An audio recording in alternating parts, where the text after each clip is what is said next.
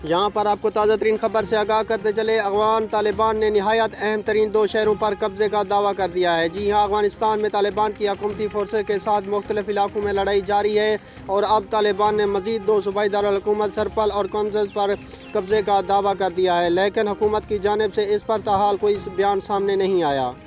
इस वीडियो में हम आपको मुकम्मल तौर पर तफसील से बताएंगे। इससे पहले कि अगर अभी तक आपने हमारे चैनल को सब्सक्राइब नहीं किया तो चैनल को सब्सक्राइब कर दें और साथ दिए गए बेल आइकन को भी प्रेस कर दें ताकि हर आने वाली नई वीडियो आपको बआसानी मिल सके।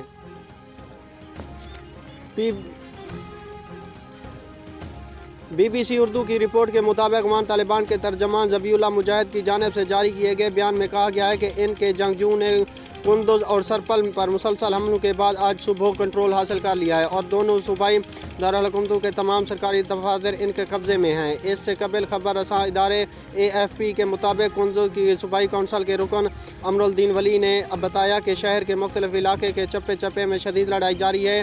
गैर मुल्की खबर रसां इदारे AFP से बात करते हुए कुंदुज के रिहायशी अब्दुल अजीज़ ने बताया था कि तालिबान शहर के मरकजी स्क्वायर तक पहुँच चुके हैं और इस दौरान इन पर फ़िज़ाई बमबारी हो रही है। हर तरफ अफरा तफरी का आलम है।